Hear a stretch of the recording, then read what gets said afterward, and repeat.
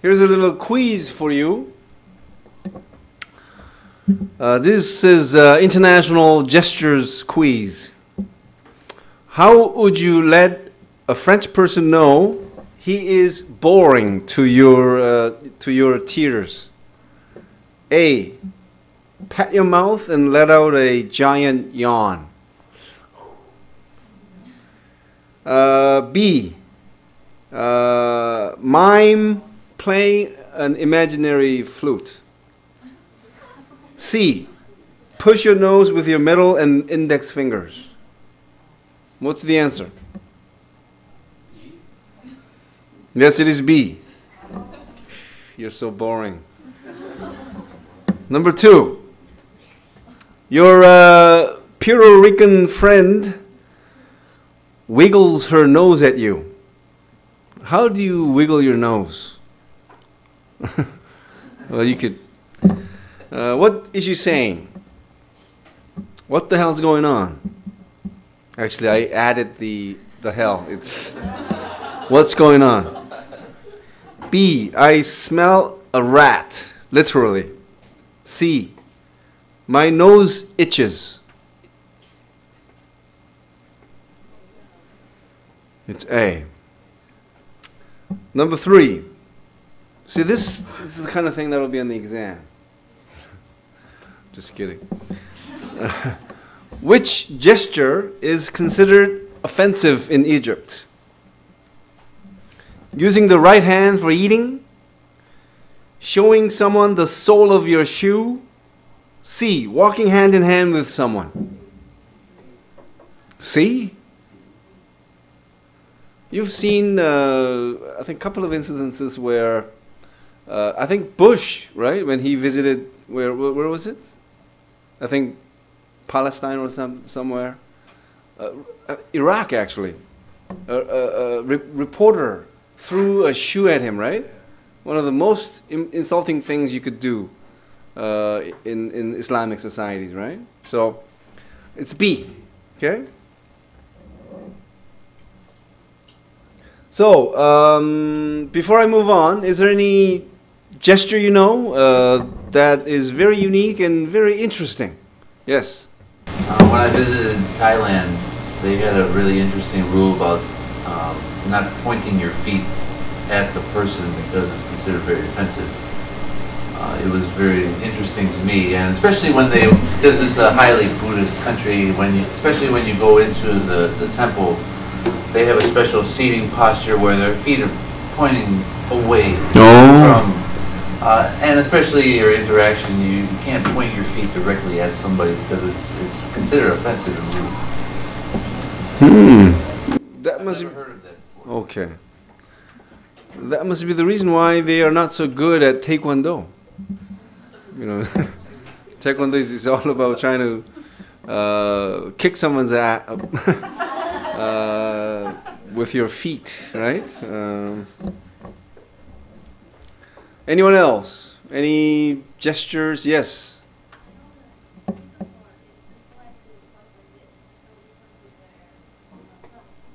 Oh, do you know why? Okay, a student just said that in Singapore, it is impolite to point at certain places with an index finger. So you point it with the thumb. Is that so? Okay. Oh, so in Greece, instead of using the middle finger, they... Oh, okay. Okay, it was also mentioned how in Greece they motion like this to say something along the line of F, U, foo. And also, this is very true that, in most cultures we nod to indicate yes, right? But some cultures, they do the opposite. They shake their heads. Okay? Do you know why in most cultures shaking heads usually means no? Well, there are many theories as to why that came about. But one theory that sort of makes sense to me is this. See, babies, when they had enough milk, what do? They shake their heads. It's not learned, right? That's what they do. Okay? Like,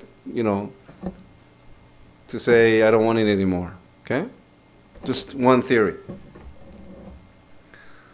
Okay, anybody from Nanjing University, do you know of any gestures that you know that are unique and interesting? I think in some countries, when they meet each other, they do not shake hands or kiss their face. They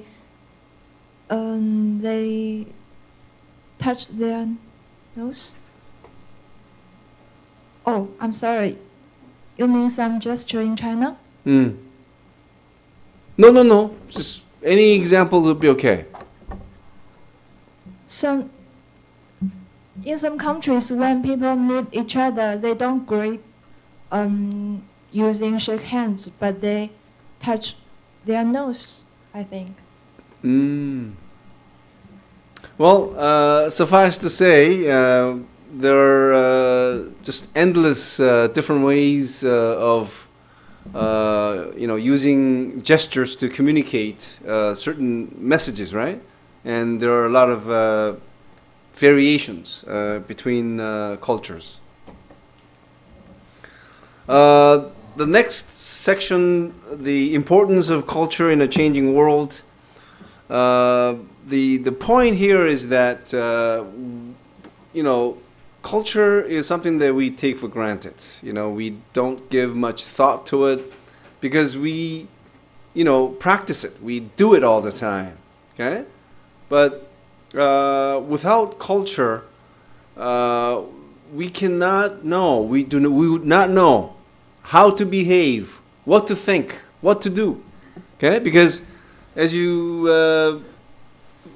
actually, it comes a little bit later. Okay, when we define what culture is, right? So without culture, we would not know how to take care of ourselves. We would not know how to behave. We would not know how to dress, what to eat, which gods to worship, or how to make or spend money. Okay, and we learn about all these through interaction, observation, imitation, and also through socialization. Right? We at home taught, right, all these expected behaviors, right, and also at school we learn all those modes of behavior, right, and so. Another thing that we should be mindful of is the fact that, a lot of us tend to think that instincts, that we could somehow survive with our instincts, right? But, there are many things that we use to differentiate human beings from other animal species, right? That we're the only ones who use language, or that we use tools, right? But of course, researchers have proven that certain animal species do have their own set of language, not as complex as the human languages, but they have ways of communicating, and also with tools. Chimpanzees, right, are known to use tools, and also monkeys. Okay, even monkeys. So, one thing that we rarely pay attention to as to what distinguishes human beings from other animal species is that we have culture. We use culture to survive and to behave. Okay, so again. If I were to ask you whether our actions are in any way determined by instincts, I think many of you would have said yes. But see, you got to have a good understanding of what instincts are. See, instincts are genetically programmed, okay? Set of behaviors that as soon as that animal is born, that animal knows, not knows, it's driven to do what is being programmed. A good example would be migratory birds. How do they know where to fly to? Have they learned that? No, they know where to go. And that is genetically programmed. Okay? So all the animals, they're born with these inherent, I just keep on saying genetic program, but that's all that's the best expression I have. They're genetically programmed to act in particular ways under certain conditions. Okay? Well, now what about human beings? What we think are instincts are actually reflexes and drives. Reflex meaning if you breathe in pepper, what happens to you? You sneeze. That is a reflex, right?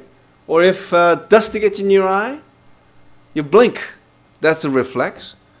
Now, drives are things that we do because, things like like hunger, like our desire for food, shelter, and maybe even sexual gratification. There are drives. But see, when you are hungry, do you just go out and just eat anything? Or do you know what to eat? You know what to eat, or in the case of preparation, you know how to prepare what you have to eat. Or if you have to buy, so the point is, you have to know what to do about your hunger. You have to learn that, okay, through socialization. So just because you're hungry, you cannot just walk in anywhere and grab food. There are all these cultural conditions that you have to know about eating. Okay? And the same thing goes with sexual gratification. Okay? Just because you have those desires, doesn't mean that you can just go and do whatever you want. Right? I think that would be a perfect example of how culture, okay, determines, okay, how we should behave, not instincts. Okay? Again, we don't have instincts. Okay? We have drives. Okay? There's nothing genetically programmed in what we do. Okay? What we do is all learned. Okay? Through socialization, from schools, from the mass media. Okay? That is why culture is that important. Okay? And it is something that we have taken for granted for too long. Okay?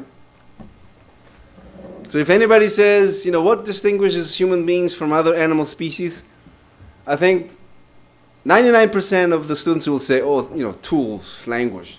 But if you say culture, man, if this question came up at interviews, you'll get the job. And of course you have to give a good elaboration of what you mean, right? So, since humans cannot rely on instincts in order to survive, culture is a toolkit for survival. According to the sociologist N. Swidler, I think N is missing somewhere. N. Swindler. Just kidding. Culture is a toolkit of symbols, stories, rituals, and worldviews, which people may use in varying configurations to solve different kinds of problems. The tools we choose will vary according to our own personality and the situations we face. We're not puppets on a string. We make choices from among the items in our own toolbox. Very powerful statement here. Oh, that's it. Okay, any questions or comments up to this point?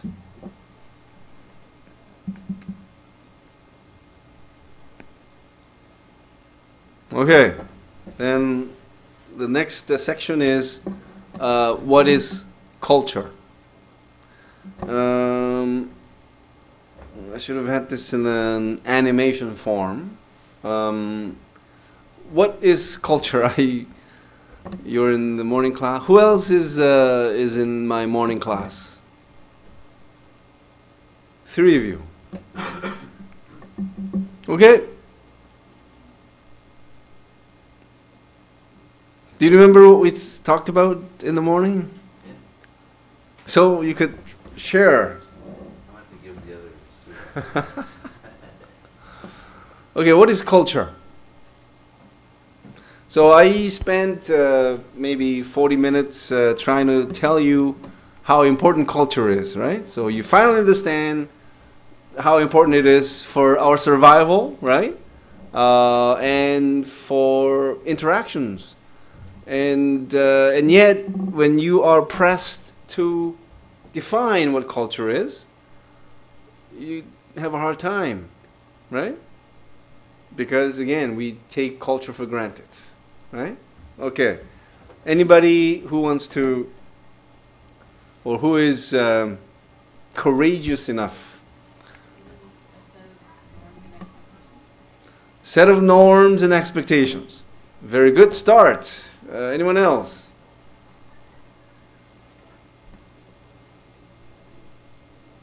Yes. This wasn't in our list in the morning, but how about religion? Oh, of course. It's tied with beliefs, but I think it's deeper than just beliefs. I mean, actually, religion is a component of beliefs. Okay? Yeah.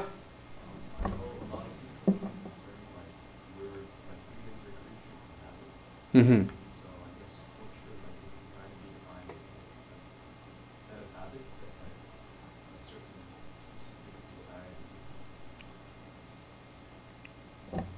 Oh, sure. Set of habits, set of behaviors, norms. Anyway, I don't really expect you to memorize all these, but I think it's a high time for you to have or develop a definition. Okay? So that if you're asked to define what it is, you should be able to say something, right? In a complete sentence. So something like that, right? So culture is the knowledge, language, values, customs, material objects.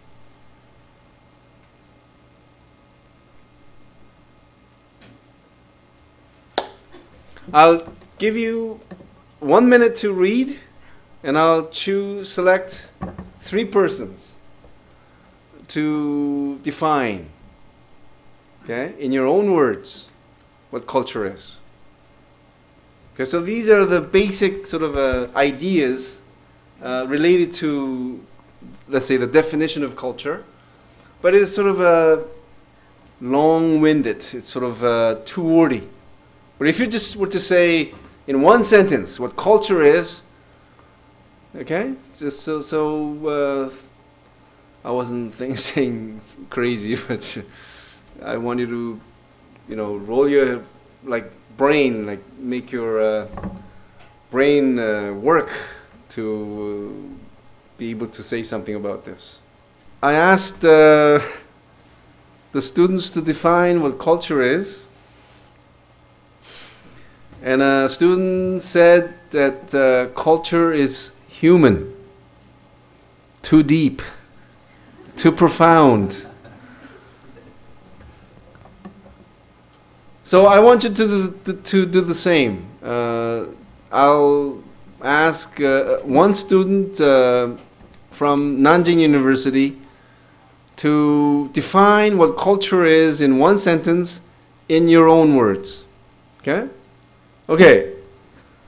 2 students. So actually, should I look for a volunteer or you? Your name is? Yeah. One Haeju. Haejun. What is your definition of culture? well is not.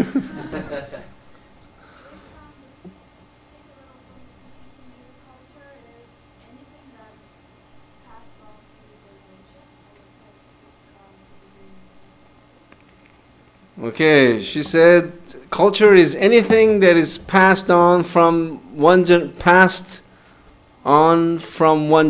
to another. Good. Hejun. Who else? Man in the back.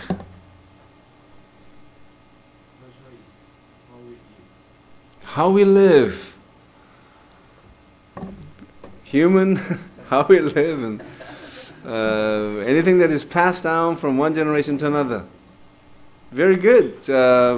Any volunteer from Nanjing University? What is culture? I think culture is the mental world, including beliefs, habits, and something else, and the material objects that is spring from our history. Oh, very good.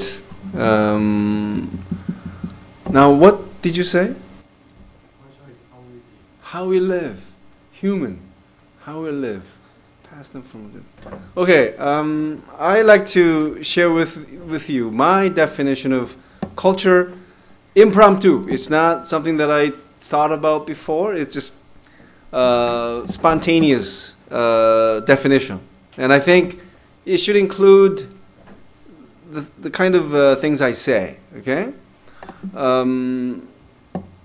culture is a set of ideas and material objects that are shared. Okay, that's important. That these cultural aspects are shared. If certain thing or certain idea is held just by you, that doesn't become a culture. Culture has to be shared. Okay, that's why culture refers to a set of ideas, and ideas also, of course, include values, laws, religions, faith, beliefs. Right? That's why I say culture is a set of ideas, material aspects that are shared and that are passed on from one generation to the next. So this is sort of a rough sort of a definition that I think everyone should be able to recite with ease, right? So you could add a little bit more to what I just said, okay, to make it sound more refined. Okay? 6:05. Okay, we'll take a break at 6:10 for 10 minutes. And because I plead with you that you come back right on time. Okay? Because unless you do that, I'll have to cut the break time to 5 minutes. Okay? So stop me at 6:10, somebody. Okay, so we had this very crude definition of culture, and culture comprises of material and non-material culture. Okay. So material culture consists of the physical or tangible creations that members of a society make, use, and share. So initially the material culture comprised of natural or raw materials like trees, ore, right? But over time, through technology, these raw materials have been transformed into usable items, right? Just you can list so many things that we use that are material sort of aspects of, even in this classroom. The chalkboard or the whiteboard, desks, chairs, windows, doors, everything in this room comprises material culture, right? And because of the cultural process called diffusion, we borrow from each other. So imagine if every country lived in isolation. Imagine how long it would have taken for each society to develop chairs or computers. You think, if every country lived in total isolation, guess how long it would have taken Koreans to develop computers? Forever. Maybe I shouldn't have used the example of Koreans, but you get my drift, right? So I think diffusion is gift from heavens that we do always try to borrow from each other, and that has allowed us to really be able to enjoy so much material comfort. Okay. Again, I want you to think about how things would be totally different, again, if there was this cultural isolation. Like chairs, would we have invented chairs? Because people in Bangladesh, you know what they refer to chair? Like chair. They don't have a term for chair because they never had it. Okay? So that's the kind of thing that I'm talking about. So many things that we have borrowed from the outside, we just take for granted, but, look around us. So many things we use are not our own. They have been borrowed, copied. Clothings, your glasses, hairstyles, okay? Cars, taxi, bus, subway trains, cups even, right? Backpack, that's not Korean. The music you listen to, 2 p.m., 10 p.m., 7 p.m., their musical style, I don't know where they come from, but definitely not Korean. Yes?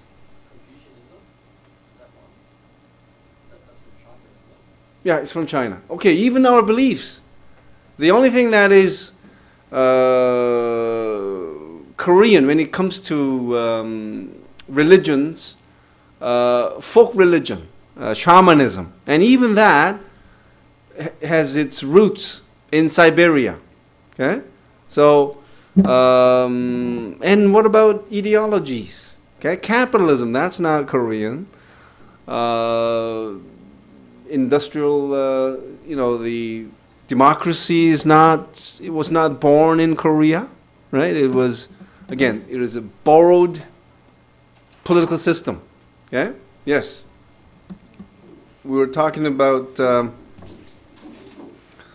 material and non-material aspects of culture, and going back to material culture, we could, some of the examples that we could easily identify include foods, housings, tools, clothing, 앞에가 있는데 eating utensils, machines, musical instruments, and so on, right?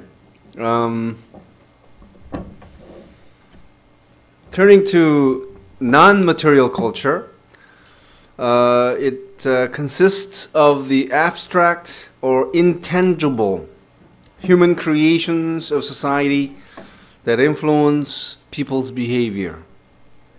So non-material culture includes language, beliefs, ideas, values, customs, rules of behavior, laws, family patterns, gestures, organizations, and political systems. Straightforward, right? So, under this big heading of what is culture, first was material and non-material culture. Second is what is called cultural universals. Okay? And the idea behind this is this. Because all humans face the same basic needs, we engage in similar activities that contribute to our survival. And anthropologist George Murdoch compiled a list of over 70 cultural universals, customs and practices that are common to all human cultures worldwide. So this is sort of for your own interest, that there exists this concept, cultural universals. Okay, so cultural universals, as the term implies, they're found in every culture. Okay, so they pertain to things like appearance, activities, social institutions such as family, law, religion, customary practices such as cooking, rules governing sexual conduct. So even in the most primitive societies, they have rules governing sexual conduct, for example. Even the most primitive society has a taboo against incest. Something like that, okay? So cultural universals are found, so cultural universals are cultural aspects that are found in all cultures, all societies. But how they're expressed is different, okay? From society to society, or from culture to culture. Okay? So, again, every culture has their own cultural beliefs and practices related to all those categories. But how they're expressed is different from culture to culture. Okay? Or should we say their specific forms are different from one another. Okay? So for example, jokes or telling jokes is a cultural universal. But as you would agree, a joke in one culture is not a joke in another culture. Isn't that true? I don't know if you could come up with one example where people would be like, having so much fun laughing, but the same joke translated would make someone be offended or something, right? Anyway, you know what I'm trying to say, right? Eating pork. So eating is a cultural universal, but some foods are forbidden, right?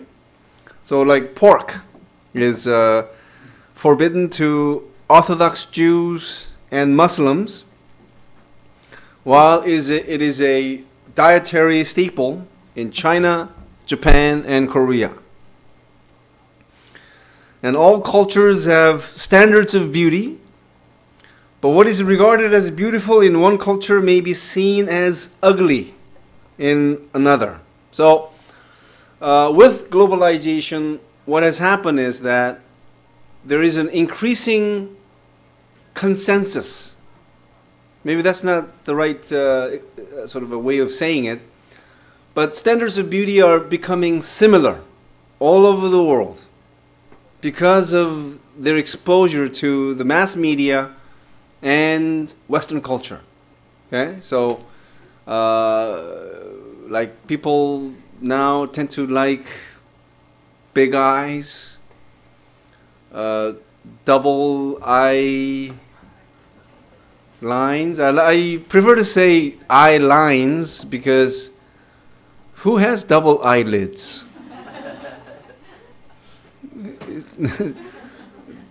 that person would be a freak if that person had double eyelids.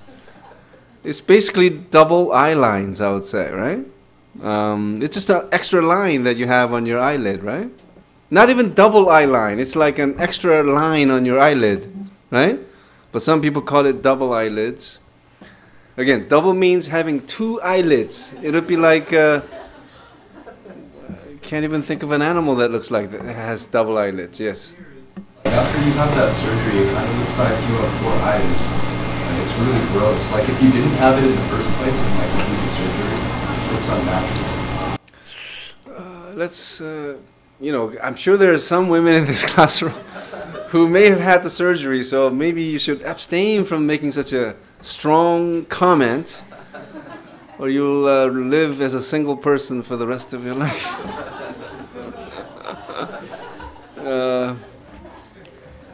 Okay, so we're talking about standards of beauty and how there are these cultural differences, right? And I have some examples, and I have some pictures. It's a tribe in Thailand, neck ring. So longer the neck, with those neck rings, more beautiful the person is, right? Okay, let me just show you this one. The light off. See? Oh. Lip plate, it is called. Now, but for this tribe in Ethiopia, that's sort of a sign of beauty. So the bigger the lip plate, prettier the person. Okay? You don't have to talk when you're posing to attract men's attention. Okay? So the one on the on the right, with the plate out. But that's from our standpoint, right?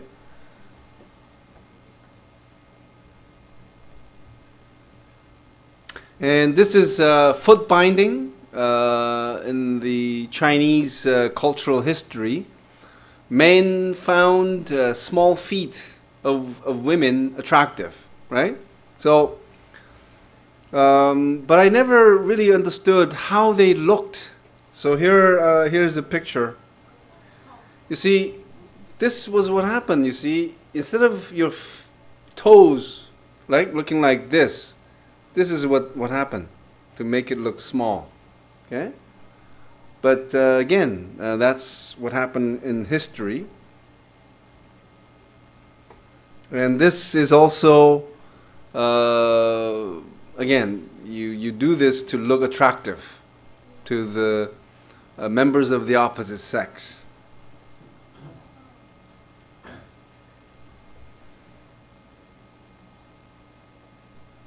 Must be painful, right? Things you do for love.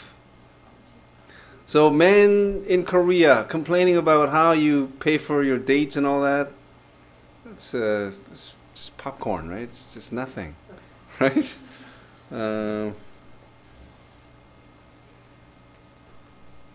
Now, this is a very interesting case. I'll show you more pictures. You see how your nose, call it nose hole? Nostril. Nose hole, that sounded, I knew that sounded funny. Okay. Your nose hole. Oh my God. I mean, it's almost not facing downward, but with her, almost facing the sky, right? Now, in the earlier studies, anthropologists thought that that was a sign, or that was a way for these women to look more attractive to the members of the opposite sex. But later they realized how this was used by women to look less attractive, because this particular tribe was famous, was well known in the whole area for their beauty.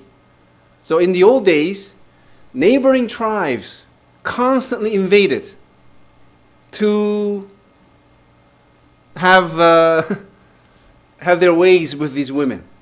So in order to make them look less attractive, they started to sort of violate their nostrils, nose holes. Okay, and they also did the tattooing, right?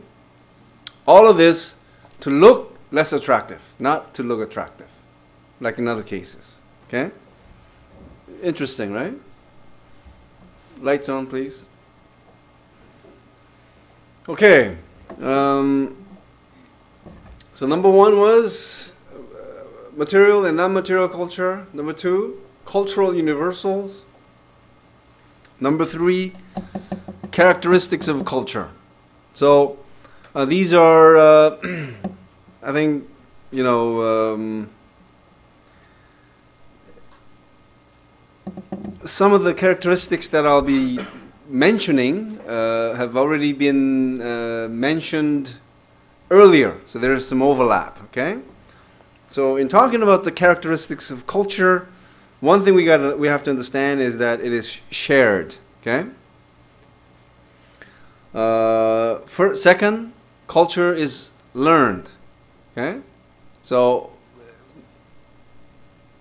you know as far as non-material aspect of culture is concerned, definitely you have to learn. Even with material aspects of culture, you have to learn. For example, let's stick with clothing. Can you just wear anything? Or are you sort of socialized to wear certain colors, certain style? Okay? You know, for example, no matter how much I love wearing a robe-style attire that you see in the Middle East, it's not something that I would feel comfortable wearing. Okay. Also, believe it or not, I have you know, rings. I have bracelets that make me look like a rock star, but do I wear them to class? Not really, because you learn that you just don't do that in Korea. So that's what, you know, learning culture is. Okay. Third characteristic of culture is that culture is taken for granted. It's just something that we're so familiar with that we don't really give second thoughts to. Fourth characteristic of culture is that it is symbolic. So it comprises of a lot of symbols. Fifth, culture varies across time and place. So maybe this section is rather like a redundant. I was, you know, thinking about like whether I should delete this section or not, but at least something to think of, in passing. Okay. Okay. Now we turn to the components of culture. Okay. Components meaning like elements. Okay. So what? So we talked. You know, we already talked about non-material and material aspects of culture, right? So those are components of culture. Now, while there are, you know, so many components of culture, what are the five most important cultural components? I'm smiling because in the morning class, didn't I say 4? See, I'm a man of flexibility. In the morning class, it's 4 components. Here it's 5. Bonus. So, remember the components of culture that we listed. I mean, we didn't go one by one, but, you know, we talked about things like language, values, foods, clothing, architecture, eating utensils. There are so many things, of course, the endless list. Out of those, what are the 5 most important cultural components worthy of class discussion, worthy of learning? So when you are learning about a new culture, let's say you're interested in learning about Saudi Arabian culture, what would be the 5 things that you should learn about? Language, definitely. What else? Religion, beliefs.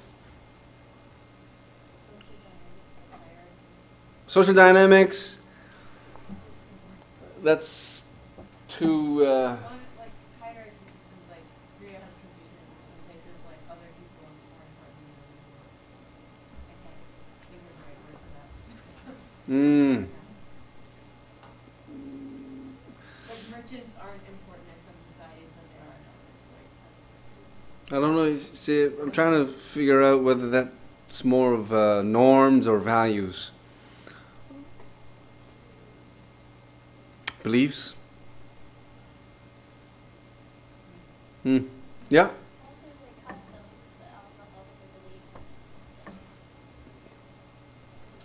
I think customs are related to something that we're gonna. Anyone else? So we have language. So the students who are in the morning class, you got to be able to at least identify one. Yeah, you were in the morning class, right? Symbols. Okay, so language, symbols. History. But that's not really culture, right?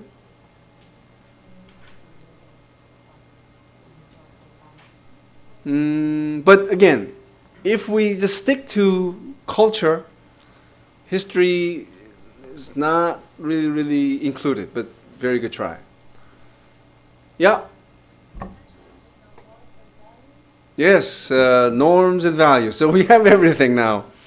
So symbols, language, beliefs, norms and values. Those are the 5 most important components of culture. And don't think that I have arbitrarily chosen these 5. If you pick up books or articles on culture, and those books or articles that identify the 5 most or 4 most important components of culture, they typically identify those 5. So I would say more scholars just stick to 4. Okay, that is symbols, language, norms, and values. Typically, okay, but some has this 5th element, beliefs. Okay, so here are those.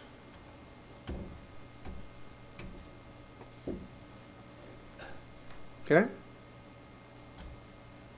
symbols. Symbol is anything that meaningfully represents something else. And culture could not exist without symbols, because there would be no shared meanings among people. So, I mean, we already, talked about gestures, right? But I think more important than gestures are, the symbols that really provoke emotions. Symbols that really mean, sort of, or carry profound meanings or messages. So a flag would be a good example, right? So I'm not just talking about, national flags, flags for institutions, schools, and whatever, right? that's one example of symbol, and I already talked about the color, right? The symbolic meanings of color. Yes. We also include in the list like animals. For example, in the U.S., the bald eagle is representative of our country. Oh yeah. So the animals which represent a particular character or spirit. So in the case of Americans, I think the bald eagle represents like the courage, right? If we stick with national symbols, we include the flag, the national animal if there is, okay, national flower, okay. Now, can anthem be included too?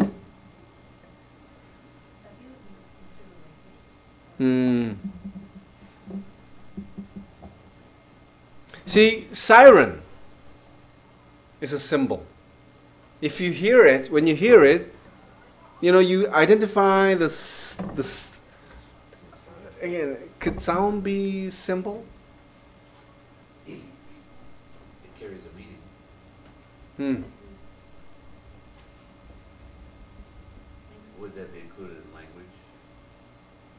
Because it is sending a message. I mean, so the sound, the anthem all go together, whether they are symbols or not. Okay? Can there be non-material, sort of a national, like non-material symbols? Yeah, can there be non-material symbols? So it's supposed to be an image that represents another, what it's not actually, what it actually is. Like an eagle is just an eagle unless you have that cultural like reference. So like I don't think that literature or music would be part of that because it's not an image representing something else. That's right. So I don't think that's Very good point. Yeah. People think that like American anthem represents the spirits of the United States, whatever. So like, I'm not from the States, so I can't say this from personal experience, but like I've heard from American friends that they think it represents the spirit or like the national spirit or whatnot. I think it conveys something as any sense of it. Yeah, but so like that. So like, as an idea, it would be a symbol because it conveys their spirit, and so their kind of national spirit, their bravery, or their like the patriotism. So as a whole, that anthem is representing, it's symbolizing what the United States wants to embody. So it's an idea, or like some people think. Like a book, like a famous literature book, The World, has a national identity because it captures just how the people of the country would think or whatnot. So in that sense, I think it could be a symbol for a country or for people. I think just on because I interpret what a symbol is. Okay.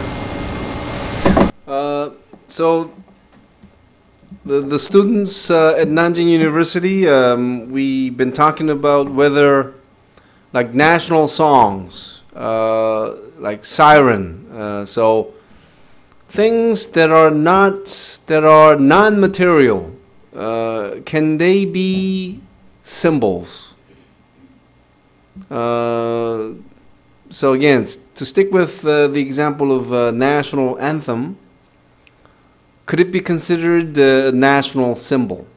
So we cannot come to an agreement on any perspective, but I want you to look into this, think about it, and like one of the students said, it depends on how you define what symbol is. So even in your definition of symbols, should you know, non-material aspects of culture be considered part of symbols? Okay, so you know how language is one of the, I mean, probably the most important set of symbols, right? But it usually refers to, no, not really. It contains both verbal and written, right? And you cannot say one is more important than the other, right? So anyway, let's move on. But I want you to think about this, right, in your own time.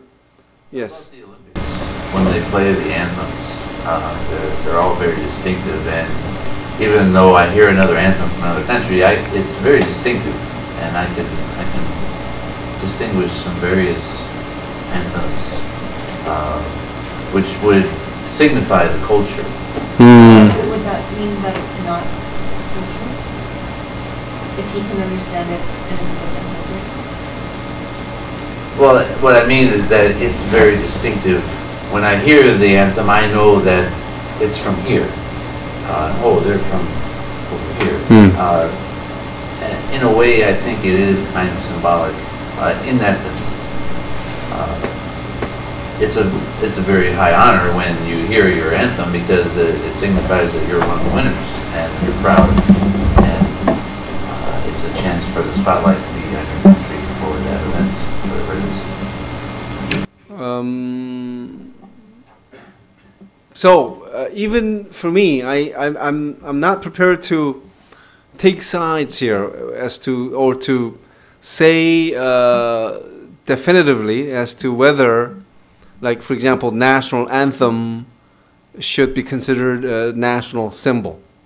Okay, so I want you to sort of think about this on your own, and maybe look up some terms in the internet, right? Symbols, anthems, whatever, right? And try to come up with your own sort of ideas. Okay, so we're talking about the most important components of culture. First one was symbols, second, language. Language is a set of symbols that expresses ideas and enables people to think and communicate with one another.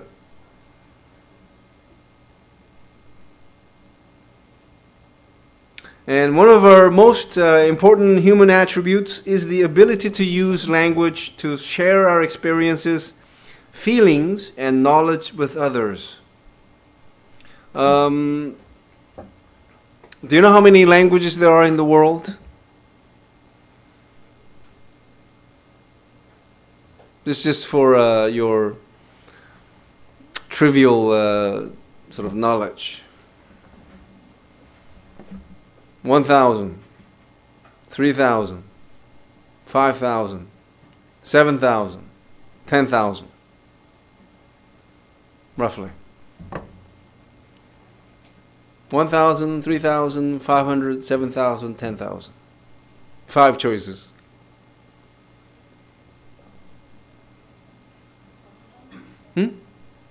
Very good.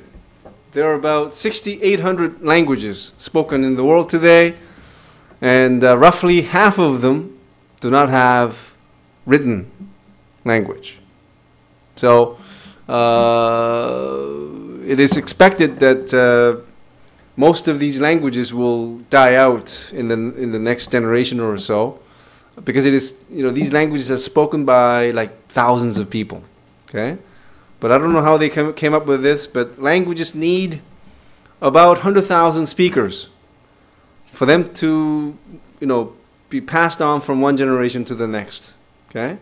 So that's what it is. And another thing I'd like to tell you about is the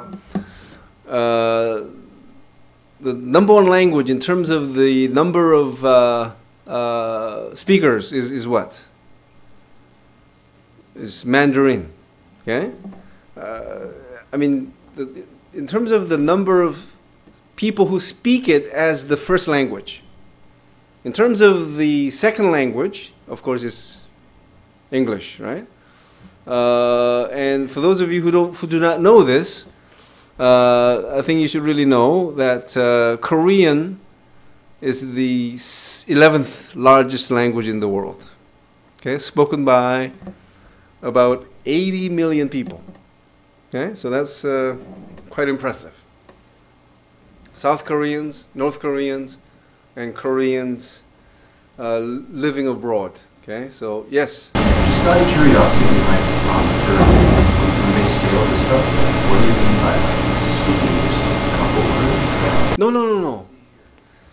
Number of people who speak the language as their first language, like native speakers. Yes, yeah.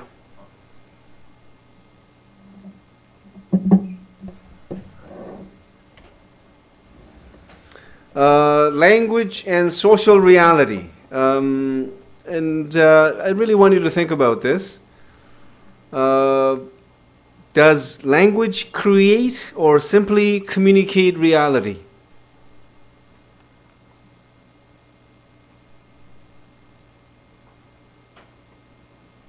So the point is, or the question is, does the language you speak in any way shapes your thoughts? Does the language you speak determine, maybe that is too strong a word, but shapes the way you see the world? Okay? So,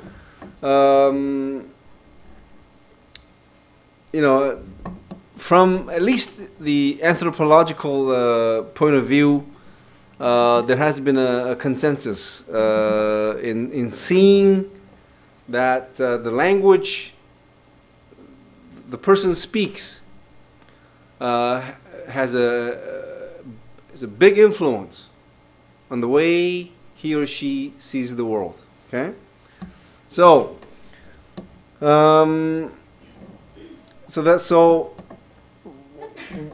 another thing we could think about is that certain words are highlighted or are considered important in some cultures, while in others they're neglected. I mean, good example would be snow. Would Africans ever give a second thought to the term snow? It never snows in Africa, right? But for Eskimos, and this is not an exaggeration, they have over 20 different terms to describe snow. See, we add adjectives before snow, right? Heavy snow, light snow, rainy snow, whatever, right? But for the Eskimos, they have all these different conditions of snow with separate terms. Okay? For the Filipinos, and why? Snow is a sort of matter of life and death for the Eskimos. And for the Filipinos, they have several terms to describe different conditions of bananas. Why? Because it is their basic staple, at least in the past. Okay? And I always like to bring in the example of Koreans. Okay? Now, in the West, how many terms are there to describe rice? Rice. It's one, right? Rice is rice in English. But in Korean, guess how many terms there are?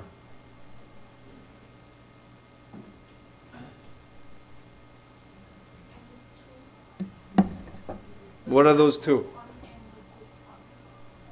Okay. Okay, very good. But there's one more.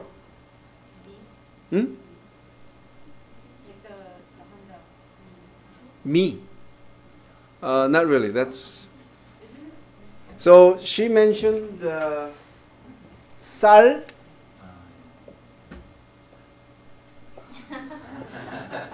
And pop. Whether it's B or P.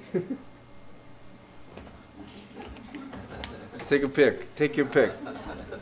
Sal is uncooked rice. Pop, cooked rice. We make distinctions. Okay? Unlike Westerners, to whom rice is rice. Yes?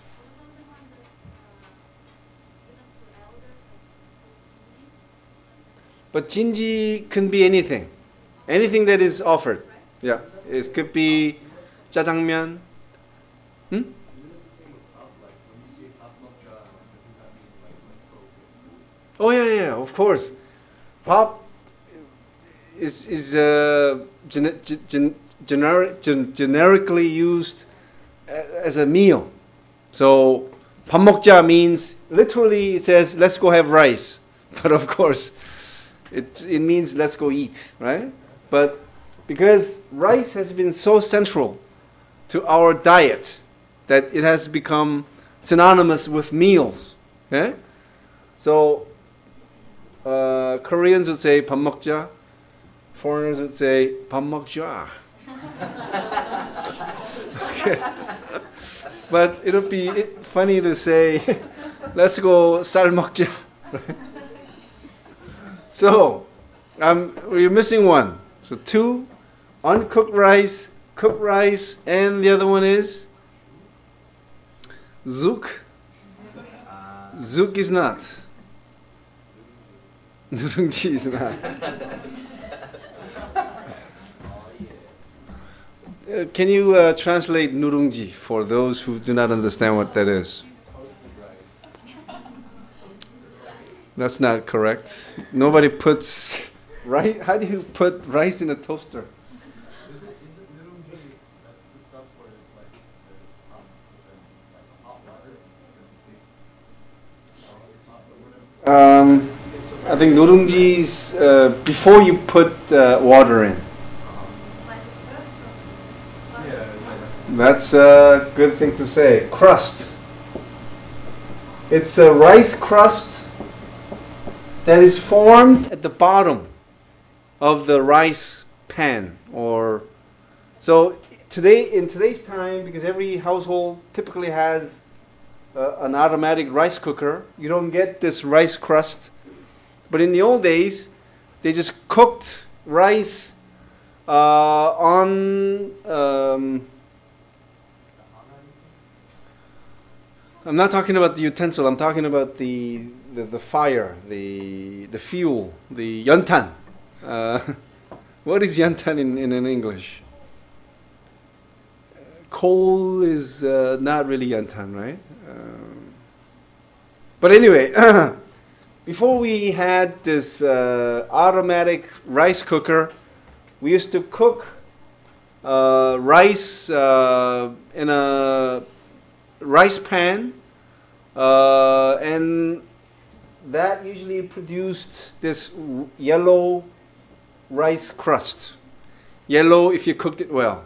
If you didn't, it all got black, right? It got overcooked and burnt and unable to eat, inedible. Now, okay, it got too long here. Third is pyo. So, pyo is rice in the field, okay, not harvested, even harvested, okay. Actually, no, not harvested. Pyo is rice in the field. Hmm? Like, yeah. When it is harvested in your house, uncooked is sal. When it is cooked, pop. Yummy, right? So we had these examples of Eskimos, snow, Filipinos, bananas, Koreans, rice. Yes. This is a culture class. It's actually offensive to say Eskimo in Canadian culture. Oh yeah. They call them Inuits. Inuits. Eskimo roughly translates to like raw meat eater or something like that. Oh. So any people around Canada who learn called Inuit instead. Very good. Thank you. So the students at Nanjing University, we popularly called people living in the northern Arctic Eskimo, right? But it's sort of a derogatory term. So we use, or they use the term Inuits. It's spelled N-U-I-T. Right? Yeah. Yes. So Inuits, I-N-U-I-T-S for plural. So thanks for, no S? No S. So it's I-N-U-I-T, both singular and plural. And since, yes, we're, learning about culture, and since we mentioned the more politically correct term to refer to different peoples of different cultures, I think I'd like to share with you that that we should never call the native people of America Indians. Okay, so even I'd like to remind the students at Nanjing University, let's please not call the native people of North America and South America as Indians, but Native Americans, because that's what they are. Aboriginals. But I think the term that I prefer the most is Native Americans. Okay. And of course, you know how they got the name. Okay, well, let me ask, and you don't have to answer this. How did the people, the Native Americans, get the name Indians? Yeah, I mean, I'd like to ask like a Korean student. Yeah. Yes. So is it politically correct to call these people Indians? No. Because for the people to use that term is really to perpetuate their misery, to justify the kind of horrible miseries that they were subjected to. Okay? So this is the least we can do, to call them more appropriately. Okay? Native Americans. So should you cheer for Cleveland Indians? Although Chu Shin-soo plays for the team? What about Atlanta Braves? All those teams' names associated with Native American culture. Anyway, I think the U.S. has some way to go to be more politically correct. But I think one term that is constantly made references to is really Indians. But I think there have been many politically correct terms used for many ethnic groups, and even there have been many efforts to do away with gender-specific or sexist terms. But I think one sort of area that's not given enough attention to is really this terminology involving Native Americans. Okay, so Inuit and Native Americans. What is that? Oh yeah. Métis, to refer to people who are of mixed heritage, right? Of white and Native Americans. And Métis in translation means?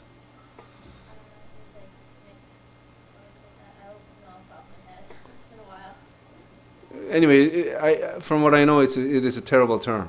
Yeah, so it's still more politically correct. It used to be called orange. Mm. It's more politically correct than what it means and stuff like that. So they prefer to be recognized separately. Okay. Métis, isn't that more a Canadian term? Yeah.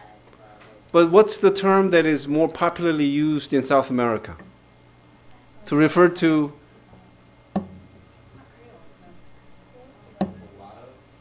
yeah. See, mulatto, I don't know what it means in exact translation, but something like a mule. You know what mule is, right? It's a horse and donkey, right? So mulatto has that sort of a connotation. So it's a terrible term, you know? So Anyway, this will be my last sort of thing to talk about today.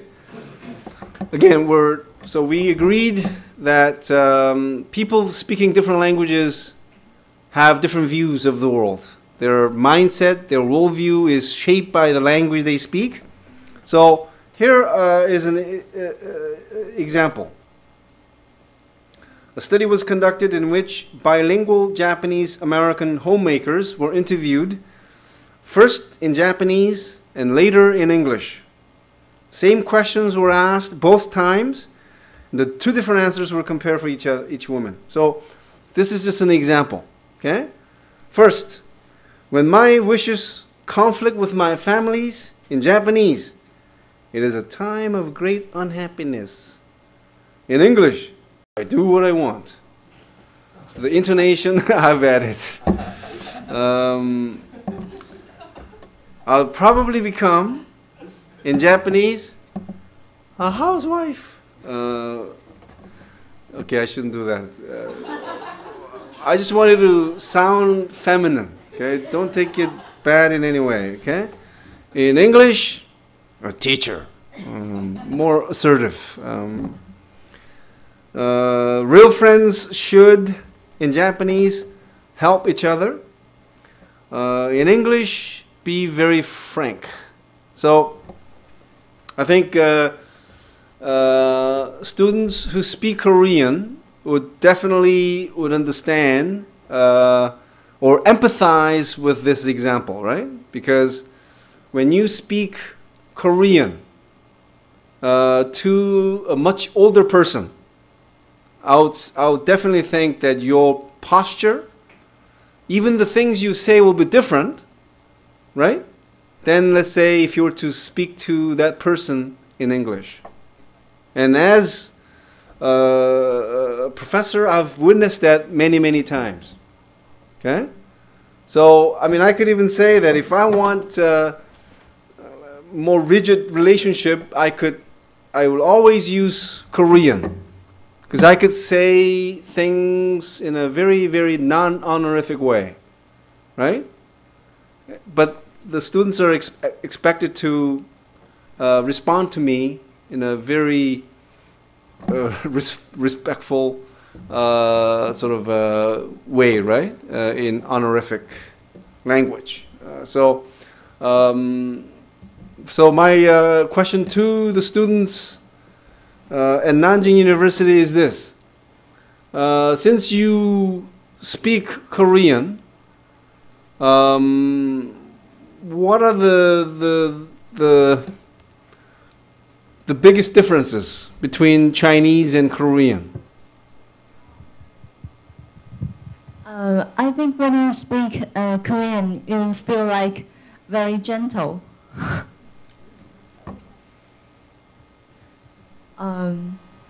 Since when I watch Korean dramas, I think that the sound of the females are really gentle and sweet.